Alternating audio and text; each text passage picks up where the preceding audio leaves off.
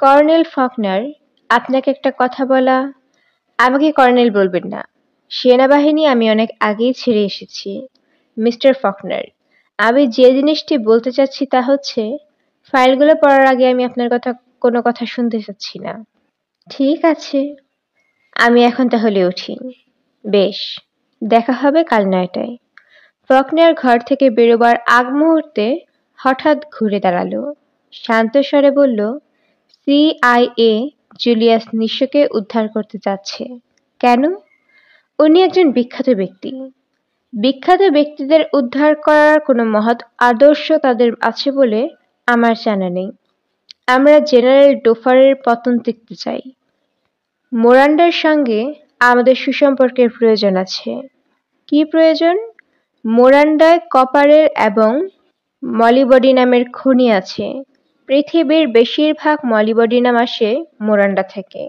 আমরা চাই না সেই মলিবডিনাম আমাদের হাতছাড়া হয়ে ব্লকে চলে যাক। আপনার ধারণা জুলিয়াস নিশো ক্ষমতায় থাকলে মলিবডিনাম বা কপার ভিন্ন ব্লকে যাবে না? সম্ভবত না। যদি যায় তাহলে তাকেও সরানো হবে। কাউকে সরানো তেমন কিছু নয়। ফকনার তাকিয়ে রইল। তার বেশ মজা লাগছে। আরেকটি সিগারেট ধরাবার ইচ্ছা করছে, কিন্তু ঠিক ভরসা পাচ্ছে না। এবার হয়তো সে চেঁচিয়ে উঠবে। সাধারণত আমরা কাঁটা দিয়ে কাঁটা তুলি। এক্ষেত্রে তা সম্ভব হচ্ছে না। কারণ জেনারেল ডোফার সৈন্যবাহিনী তার খুবই অনুরক্ত। যে কারণে নিতান্ত অনিচ্ছায় আমাদের বাইরে সাহায্য নিতে হচ্ছে। ভালো কি মন্দ সেটা দেখার কথা আপনার নয়। আপনি দেখবেন আপনাকে যথেষ্ট টাকা দেয়া হয়েছে কিনা। তাও ঠিক। আমি কি এখন যেতে পারি? পারেন। এন্ট্রি রুমে অপেক্ষা করুন। আপনাকে ফাইলপত্র দেওয়া হবে। Good day, mister Faulkner. Good day. General Simpson non smoker. সিগারেটের গন্ধ তার সহ্য হয় না। কথাটা ঠিক নয়। ফকনার চলে যাবার পরপরই তিনি একটি চুরুট ধরালেন। তার হাতে লাল মলাটের একটি ফাইল। ফকনারের ওপর সিক্রেট সার্ভিসের তৈরি একটি গোপন রিপোর্ট। লাল মলাটের ফাইলের অর্থ হচ্ছে, এ অত্যন্ত বিপজ্জনক ব্যক্তি এবং সিক্রেট সার্ভিস তার উপর সার্বক্ষণিক নজর রাখছে। জেনারেল সিমসন চশমার কাঁচ পরিষ্কার করলেন এবং গভীর মনোযোগের সঙ্গে পড়তে শুরু করলেন। এস ফকনার জুনিয়র, জন্ম 13 নভেম্বর 1930, সেন্ট জোসেফ হসপিটাল, ফার্গুনথ, ডেকোটা। বাবা মার সর্বকনিষ্ঠ সন্তান। এস ফকনার আত্মীয়-স্বজন সম্পর্কিত খবরাখবর ফাইল নং ক-গ 302/311 ল-প 33 আছে। Microfilm code BCL 3443026A2। Blood group O positive, RH positive. সেনাবাহিনী থেকে ডিসচার্জ করা হয় 14 অক্টোবর 1964। ডিসচার্জের কারণ সম্পর্কিত খবরাখবরে microfilm code BCL 3443024A2। South আফ্রিকায় সিআইএর পক্ষে 2টি মিশন পরিচালনা করেন। মিশন দুটির উপর একটি পূর্ণাঙ্গ রিপোর্ট ফাইলে নাম্বার ক-গ 302/311 বস 32 আছে। মাইক্রোফিল্ম কোড BCL 3443027A2 আর অনেক হাবিজাবি। মোরান্ডে জেনারেল ডোফার সৈন্যবাহিনীর একজন ট্রেনার হিসেবে কিছুদিন ছিলেন। এই প্রসঙ্গে কোনো পূর্ণাঙ্গ রিপোর্ট তৈরি করা হয়নি। গৃহীত তথ্যাবলী মাইক্রোফিল্ম কোড BCL 3443029A2-তে সংরক্ষিত আছে। তথ্যাবলী খুব নির্ভরযোগ্য নয়। জুয়া খেলতে পছন্দ করেন, মদ্যপান করেন, মেয়ে মানুষ ও অর্থের প্রতি অস্বাভাবিক দুর্বলতা আছে। তার ব্যক্তিগত জীবনযাপন পদ্ধতির উপর একটি পূর্ণাঙ্গ রিপোর্ট মাইক্রোফিল্ম কোড BCL 3443030A2-তে সংরক্ষিত আছে। জেনারেল সিমসনের চুরুট নিভে গিয়েছিল। তিনি অনেকটা সময় নিয়ে চুরুট ধরালেন এবং ফকনার প্রসঙ্গে যে কটি রিপোর্ট তৈরি আছে তার সব কটি আনতে বললেন। তার পিএ বলল, কফি বা অন্য কিছু খাবেন কিনা। তিনি তার উত্তর না দিয়ে জিজ্ঞেস করলেন, ফকনারকে কেমন লাগলো তোমার? তার সম্পর্কে আমি জানি উনি একজন ভয়ানক মানুষ। জেনারেল সিমসার মৃদু হাসলেন, যার অর্থ ঠিক বোঝা গেল না। ফকনারকে দেয়া 2টি ফাইল। সেই 2টি ফাইল নিয়ে যে এসেছে তার বয়স খুবই অল্প, লাজুক স্বভাবের একজন। সে বলল, আপনি যদি চান আমি আপনার সঙ্গে থাকতে পারি। কেন? ফাইলের অনেক রেফারেন্স হয়তো আপনি বুঝবেন না, সেগুলো বুঝিয়ে দিতে পারি। আমার সমস্তই ভালো করে পড়া আছে। আমি চেষ্টা করব নিজে বুঝতে। ফকনার উঠে দাঁড়ালো। তরুণ অফিসারটি অবাক হয়ে বলল, আপনি এখন কোথায় যাচ্ছেন? কোনো একটি হোটেলে। সস্তায় হোটেল কোথায় পাওয়া যাবে? আছে আশেপাশে? আছে, কিন্তু আপনি তো কোনো হোটেলে যেতে পারবেন না। কেন? আপনার সঙ্গে যে 2টি ফাইল আছে সে 2টি এই ভবনের বাইরে নেওয়া যাবে না। তার মানে আজ রাতে আমাকে এইখানে থাকতে হবে? হ্যাঁ, আপনার কোনো রকম অসুবিধা হবে না। আমাদের গেস্ট রুমটি চমৎকার। আর আমি যদি ফাইল পড়তে না চান তাহলে অন্য কথা। আমি যদি ফাইল পড়তে না চাই, যদি এই মিশন সম্পর্কে উৎসাহী না হই তাহলে আপনি চলে যেতে পারেন। তবে আমার মনে হয় আপনি যাবেন না, কারণ আপনি ইদানিং খুবই অর্থকষ্টে আছেন। ফকনার ক্লান্ত স্বরে বলল, নিয়ে চলুন আপনার গেস্ট রুমে। প্রচুর হুইস্কির ব্যবস্থা রাখবেন। মাঝে মাঝে মাতাল হতে আমার ভালো লাগে। আপনার জন্য হার্ড ডিস্কের ব্যবস্থা রাখা আছে। আপনি যদি বিশেষ কোনো ধরনের হুইস্কির প্রতি পক্ষপাতিত্ব থাকে তবে বলতে পারেন, ব্যবস্থা করব। কারোর প্রতি আমার কোনো পক্ষপাতিত্ব নেই। পৃথিবীর সমস্ত মদ এবং সমস্ত নারী আমার জন্য একই রকম। জুলিয়াস নিশোর ঘুম ভাঙল ভোর 5টায়। তিনি অবশ্য তা বুঝতে পারলেন না। তার ঘড়িটি নষ্ট হয়ে গেছে। ঘড়ি ছাড়া এখানে সময় বোঝার অন্য কোনো উপায় নেই। মাথার উপরে, অনেক ওপরে, ছোট্ট একটা ভেন্টিলেটর আছে। সেখান থেকে তেমন কোনো আলো ঘরে আসে না। এলেও তা ধরা যায় না, কারণ ঘরে দিন রাত্রি 200 পাওয়ারের একটি বাতি জ্বলে। তিনি বাতিটি রাতের বেলা নিভিয়ে দেওয়ার জন্য মাওয়াকে বলেছিলেন। মাওয়া বিনীত ভঙ্গিতে বলেছে, কাল রাত থেকে বাতি রাতের বেলা জ্বলবে না, কিন্তু ঠিকই জ্বলছে। একই অনুরোধ দ্বিতীয়বার করতে তার ইচ্ছে হয়নি।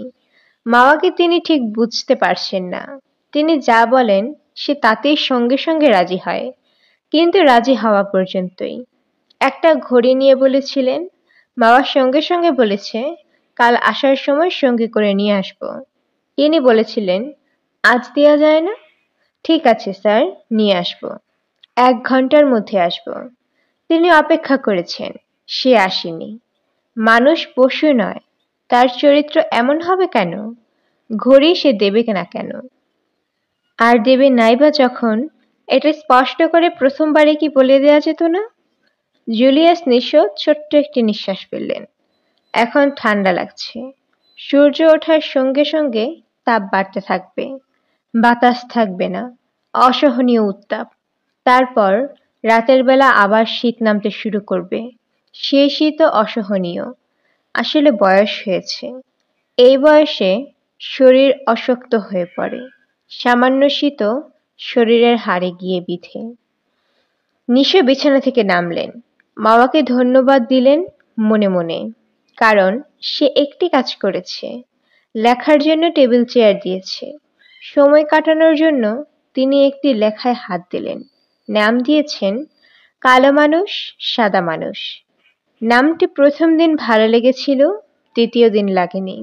দ্বিতীয় দিনে নাম দিলেন এক কালো মানুষ।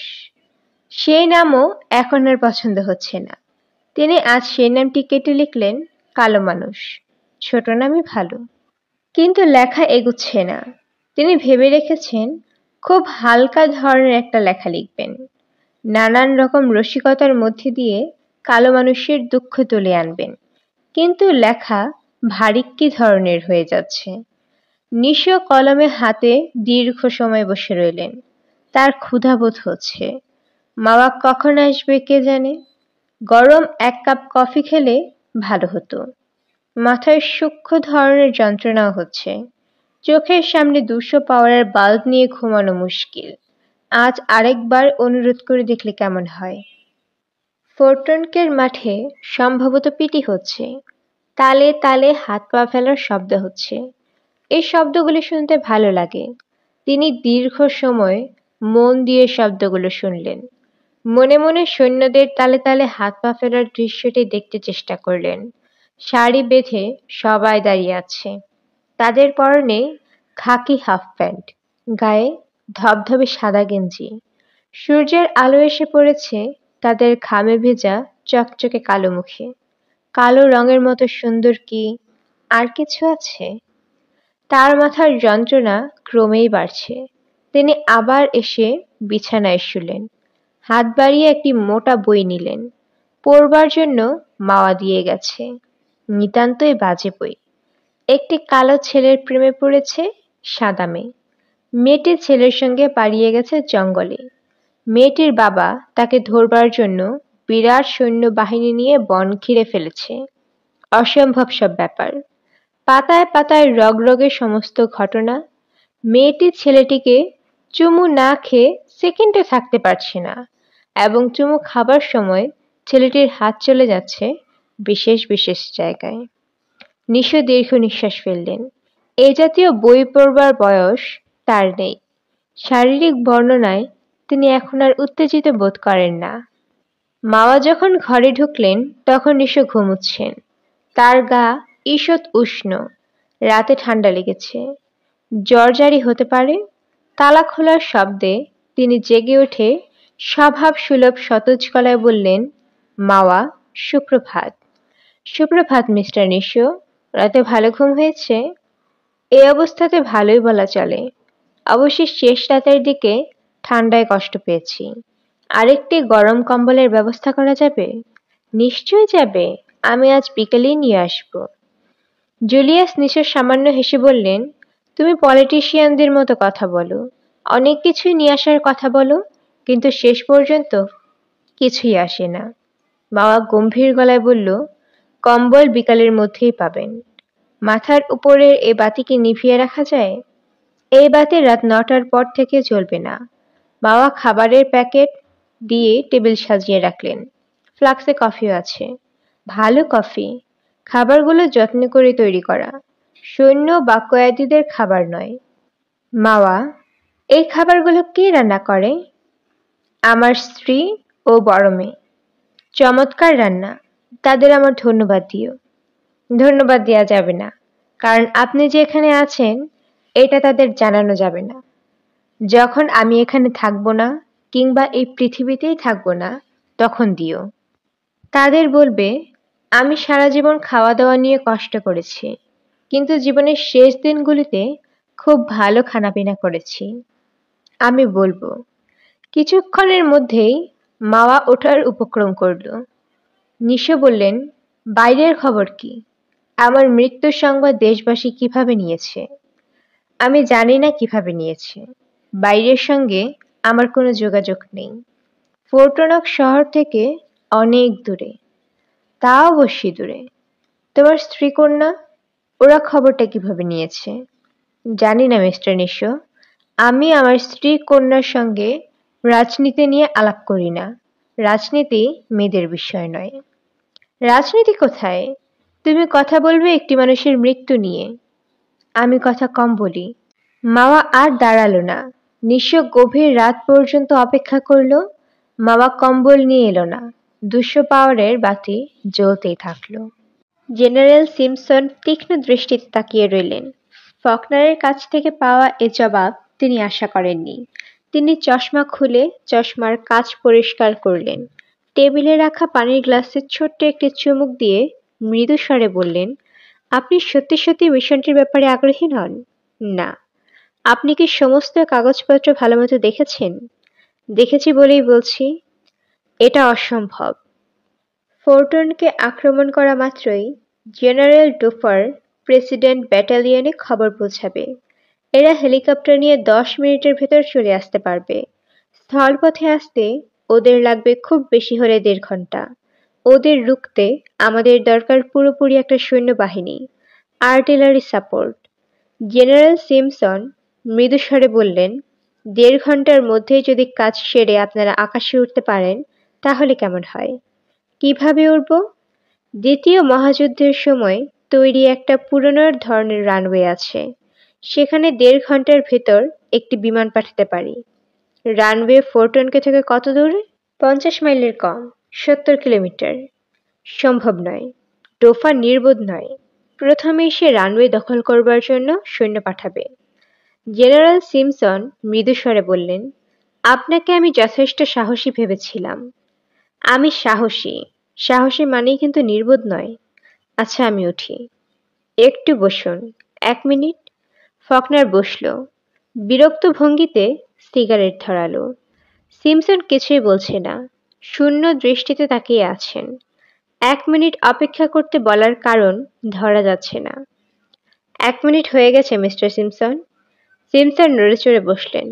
ভারী গলায় বললেন, মিশনটি আমাদের গ্রহণ করতেই হবে। আপনি না করলে অন্য কাউকে দিয়ে করতে হবে। আমি ব্যক্তিগতভাবে চাই এটি আপনি পরিচালনা করুন। আপনার যত রকম সাহায্য সহযোগিতা দরকার আপনি সব পাবেন। আমরা আপনাকে এবং আপনার সঙ্গী রথীকে রাতের বেলা ফোরটনকের ৫ মাইলের ভেতরে নামিয়ে দেব এবং বেরিয়ে আসবার জন্য পুরনো রানওয়েতে বিমান থাকবে। যাবতীয় ব্যয়ভার বহন করা ছাড়াও আপনার প্রাপ্য টাকার পুরোটাই আপনাকে অগ্রিম দেয়া হবে। টাকার পরিমাণ শুনলে আপনার ভালো লাগবে। কত টাকা? $১,০০,০০০। অনেক টাকা। $১,০০,০০০ তো আমি একাই নেব। আমার সঙ্গী সাথীরা কি পাবে? কজন থাকবে আপনার দলে? ৩ জন অফিসার, ৫ জন এনসিও এবং ৫০ জন কমান্ডো। এদের জন্য আপনি কত চান? $২,০০,০০০। আমি রাজি আছি। আপনি যে ৩ জন অফিসার নেবেন তাদের একজনের নাম আমাকে বলুন। ৩ জনের নামই বলছি। একজনের নাম হচ্ছে জনাথন, এন্ড্রু জনাথন। সে শিকাগোতে আত্মগোপন করে আছে। আপনারা তাকে খুঁজে বের করবেন এবং আমার কাছে পৌঁছে দেবেন। সিমসন তাকিয়ে রইলেন, কিছুই বললেন না। আমার দ্বিতীয় অফিসার উইটার জেলে বন্দী, তাকেও আমার কাছে পৌঁছে দেবেন। তা কি করে সম্ভব? একজন কয়েদিকে বের করে আপনার সঙ্গে দেয়া চলে না। আপনি অদ্ভুত কথা বলছেন। আমি আমার শর্তগুলির কথা বলছি। তৃতীয় শর্ত হচ্ছে, আমার দলের ট্রেনিংয়ের জন্য প্রথম শ্রেণীর সুযোগ সুবিধা আছে এমন একটি জায়গা দরকার। গামাল হাসিম নামে আরও একজন ব্যবসায়ীকে আমার প্রয়োজন এবং আপনার সব প্রয়োজনের কথাই আমি শুনতে রাজি আছি, কিন্তু সাজাপ্রাপ্ত এক কয়েদিকে বের করে আনা যায় না। সিআইএ অনেক কিছু করতে পারে বলে শুনেছি। আপনি ভুল শুনেছেন। মোরান্ডায় আমি আমার দলবল নিয়ে এখনো নামতে পারিনি। যখন আমি জানবো ওই কয়েদি আমার পাশে আছে। তার নাম কি? Ben Watson. Ben Watson junior? হ্যাঁ। তার সঙ্গে আপনার পরিচয়ের সূত্র কি? এই প্রশ্নকে অবান্তর না জেনারেল? হ্যাঁ, অবান্তর। একজন কয়েদিকে মেশিনে পাঠানো আমেরিকার প্রেসিডেন্টের পক্ষেই সম্ভব নয়। ফকনার উঠে দাঁড়ালেন। শীতল স্বরে বললেন, আমাকে যেভাবে নিয়ে এসেছেন ঠিক সেইভাবে পৌঁছে দেওয়ার ব্যবস্থা করুন। এটা আশা করতে পারি নিশ্চয়ই? নিশ্চয়ই আশা করতে পারেন। জেনারেল সিমসন বেল টিপলেন এবং যান্ত্রিক স্বরে বললেন, আপনার সহযোগিতার জন্য ধন্যবাদ। আপনাকে বিমানবন্দরে পৌঁছে দেওয়ার ব্যবস্থা করা হচ্ছে। খুব আশ্চর্যের ব্যাপার, বিদায়ের সময় জেনারেল সিমসন উঠে দাঁড়ালেন এবং হাত বাড়িয়ে হ্যান্ডশেক করলেন। কোমল স্বরে বললেন, ভালো থাকবেন মিস্টার ফকনার। প্লেনে ওঠার আগে আগে জেনারেল সিমসনের এডিসি তার হাত থেকে একটা মোটা খাম দিয়ে বলল, জেনারেল আপনাকে দিয়েছেন। এর মধ্যে কি আছে? আমি জানি না। জেনারেল বলেছেন কাগজপত্রগুলো মন দিয়ে পড়তে। কাগজপত্র বিশেষ কিছু না। একটি চেক যেখানে টাকার অঙ্ক লেখা নেই এবং 2 লাইনের একটি নোট। আমি বেন ওয়াটসনের ব্যাপারে চেষ্টা করছি।